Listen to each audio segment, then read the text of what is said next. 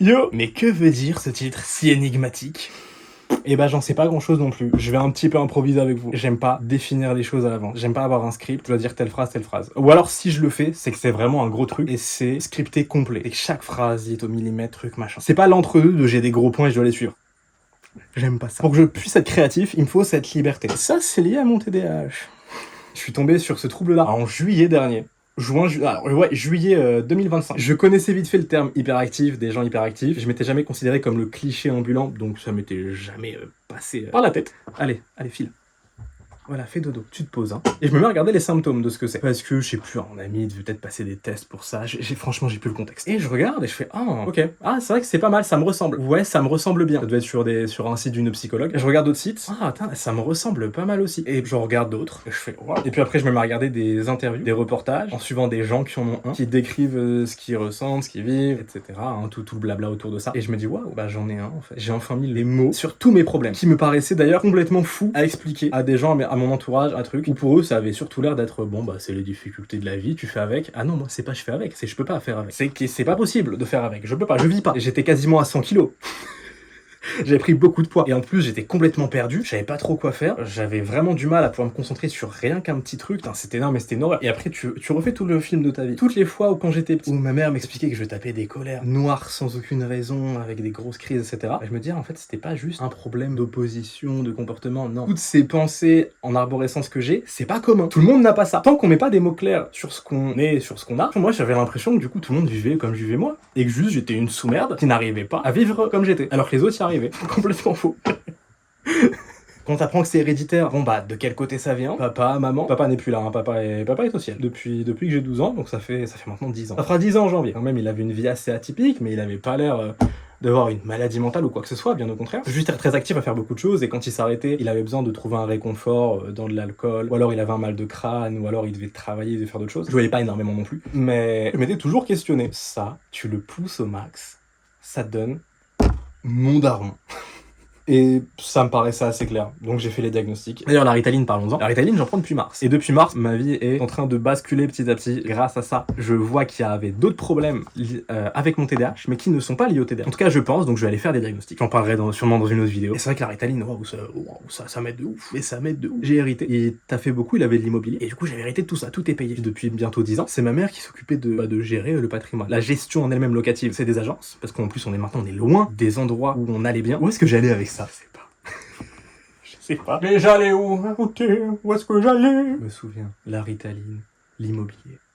Comme j'ai toujours eu cette sécurité financière-là, et même mentalement de me dire, peu importe ce qui se passe, même si je fais rien, bah j'ai de l'argent. Et depuis que je prends de la Ritaline, avant c'était plus ou moins compliqué de comprendre tout ce que je pouvais faire avec cette base de départ-là. Une base de départ qui est de que je peux rentrer en détail. Puis je m'en fous, je dis ce que je veux, c'est ma chaîne, merde. Avec un patrimoine immobilier d'une valeur de plus d'1 million d'euros, actuellement 1,5 million, mais on enlève un crédit qu'on a sur un appartement acheté en 2024, donc 1,2 million en actifs possédés, qui rapporte en CA brut environ 10 000 par mois, donc il y a quand même une assise très confortable, et je voulais exploiter ça. Je disais, mais non, il faut que je fasse un truc par rapport à ça, il faut que je m'y colle. J'y arrivais pas. C'est trop d'informations de partout, de comprendre quoi faire, comment. Quand tu te renseignes un peu, que tu regardes, les gens te disent, ah, mais ça, c'est mieux de faire comme ci, comme ça, regardez, ça, c'est mes premiers merdes. Et depuis que je prends de la Ritaline, j'ai pu réussir à comprendre ce que je peux faire et comment le faire. Je vous jure, c'est limitless le truc. Et grâce à ça, j'ai pu là avoir une stratégie pour me dire, ok, en fait là, il faut vendre, il faut racheter via d'autres sociétés, parce que là, moi, je veux surtout maximiser le réinvestissement, et le roulement va se faire, et ça va être super. Sans la Ritaline, j'aurais juste pas pu me concentrer autant et passer autant de temps en étant assis, en essayant de comprendre, de lire tous les documents, on a beaucoup en papier, de savoir ce qui est possible de faire. C'est tout con. Et tout ça découle de mon diagnostic TDAH. J'étais à plus de 100 kilos. Ah, non, j'abuse. J'étais en gros à 97, 98, avec des petits pics à 100. En fait, je mangeais très mal, alors je me réfugiais dans la bouffe. Et puis maintenant, là, je suis à 86 et quelques. Que demande le peuple? J'ai hérité à 12 ans. T'as quand même envie d'avoir une vie un minimum normale avant de te rendre compte de ta situation. Même si les études, je les ai tenues de moi. Depuis que j'étais petit, j'étais conditionné à tu dois avoir ton bac. Sauf qu'après le bac, enfin, moi, comme j'étais conditionné à ça et que dans ma tête, c'était cette voie-là, après le bac, je savais pas. Et d'ailleurs, le bac était très dur. Quand j'étais plus jeune, jusqu'au collège, j'avais des très bonnes notes. Franchement, des meilleurs de ma classe à chaque fois, des 15 de moyenne, 16 de moyenne, j'étais trop fort. Arrivé au lycée, je suis tombé à 8, j'ai fait divisé par 2. En plus, changement d'environnement, plus le Covid, c'est très compliqué. Et mon TDAH a beaucoup joué, parce que j'avais du mal à m'adapter à ce nouvel environnement, à retrouver des habitudes. Donc, avant, je faisais du sport. j'avais arrêté d'en faire. Je voyais beaucoup moins de potes, mes potes étaient encore à l'endroit où j'avais grandi. J'en avais quelques-uns là, mais c'était... Je voyais pas ça comme ma vie. En fait, je rejetais cet endroit-là, en me disant, je suis là que pour 3 ans et après je me casse et je fais ma vie ailleurs. Je fuyais ma vie sans vraiment savoir où j'allais. Il y avait la vie avant le TDAH où tu subis et tu comprends pas, et t'as la vie après, où tu mets plein de choses en place, tu sais ce que t'as, ce qui se passe, tu le conscientises, et du coup tu fais avec, tu t'écoutes beaucoup plus. Il y a vraiment ces deux trucs là. 22 ans à TDAH plus tard, c'est cette nouvelle vie qui commence. Et cette nouvelle vie, c'est Raphaël qui s'accepte, ou qui va s'accepter, comme il a pas le choix de toute façon, avec ce qu'il a, et qui ne fuit plus. Et pour ça, il va faire des vidéos, Raphaël. Il va faire des vidéos sur... Internet et le caca. Raphaël sait que le sport lui fait du bien et qu'il doit vraiment réguler son alimentation pour mieux réguler ses émotions naturellement. Je parle pas de les contrôler, le contrôle horrible. J'avais un contrôle sur ma pensée en permanence que j'enlève petit à petit, et ça c'est ce qui me bousillait mon énergie, c'est ce qui me flinguait. Raphaël a de l'immobilier. Raphaël va en parler. Raphaël a hérité à 12 ans. Raphaël a le cul bordé de nouilles. Et Raphaël va montrer son cul bordé de nouilles. Il va le montrer sur les réseaux sociaux. Il va parler de son TDAH en même temps. Il va aussi montrer que sa vie, il fait ce qu'il veut quand il veut, qu'il se prend en main. S'il a envie de jouer aux jeux vidéo à 14h43, il va jouer aux jeux vidéo à 14h43. Non, je vais pas le faire là, je suis sur Ritaline. Et donc Raphaël sort une vidéo 22 ans TDAH plus tard. Parce que Raphaël a aussi envie de partager et de montrer aux gens, sans pression, j'aime pas la pression, sa vie. Si Raphaël veut faire une autre vidéo sur la Ritaline, il va faire une vidéo sur la Ritaline. Si Raphaël veut faire une vidéo sur comment c'est la vie quand on a hérité à 12 ans, il va la faire. Raphaël, c'est quelqu'un qui, oui, ok, il sait qu'il a des problèmes. Il sait qu'il rigole pour beaucoup de choses nerveusement parce qu'il sait pas comment réagir.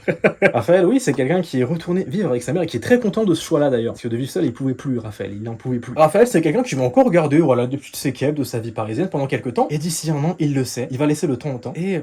naturellement, en continuant de vivre, ça ira. La meilleure thérapie, c'est la vie, c'est l'accomplissement, les relations. Et Raphaël verra où ça le mène. Parce que Raphaël aime bien aussi prévoir beaucoup de choses et avoir des choses carrées, alors qu'il aime quand même bien être libre. Donc Raphaël va faire un entre-deux. Va prévoir des choses parce que ça va le rassurer, le satisfaire, mais va pas forcément se fier à ça à 100% en fonction du contexte. J'aime bien dire des mots un peu vagues, genre se fier à ça, le contexte, parce que ma tête englobe tellement de mots divers et variés et de situations différentes que je peux pas en prendre une. Tout est mélangé, bouilli. Non, ça ferait gros truc tout flasque. Peut-être que ça rend bien, peut-être que ça rend pas bien du tout. J'en ai aucune idée. Ah, attends, je suis dans l'émotion là. Là, je suis dans l'émotion. Et 22 ans à TDAH plus tard, c'est Raphaël qui dit à l'ancien Raphaël, à celui-là qui était à Paris, qui bougeait pas trop de chez lui, qui mangeait comme ça pour se réfugier. T'inquiète frérot, ça va aller. Tu le sais que ça va aller. Tu fais des choses dans ton coin. Ça te servira tôt ou tard. C'est aussi Raphaël de maintenant qui dit à Raphaël de quand il était au lycée, mec, c'est qu'une passe. Tu te trouveras un moment. Et puis, peut-être que moi qui te parle en ce moment, j'aurai à nouveau une phase de down. C'est la vie. Donc ne panique pas, te prends pas la tête et fais-toi confiance. T'as des bonnes idées, fais-toi confiance. C'est aussi moi qui me dis à quand j'étais encore plus jeune. En fait, je vais faire tous les âges, hein, mais c'est aussi moi qui me dis à quand j'étais plus jeune, ouais, ah mec, à ce moment-là, t'étais super. T'as une jovialité de fou. Tu vas arriver à des moments où tu vas plus te renfermer, plus dans le jugement, plus dans le... ce que tu sentiras mal, hein. En gros, tu chercheras ton identité, tu te feras des boucles.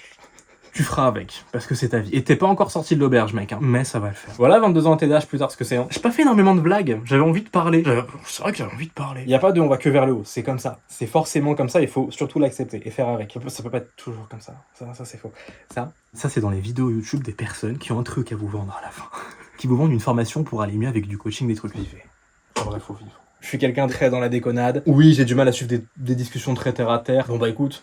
Ouais, je suis habitué à ça, je m'en fous. Du moment que ça m'empêche pas de vivre, ça sert à rien que je ressasse plein de choses. Ça, c'est une force que j'ai très naturellement. Autant je peux culpabiliser pour moi-même de ne rien faire par rapport à ça, truc, machin, je voulais faire plus de choses.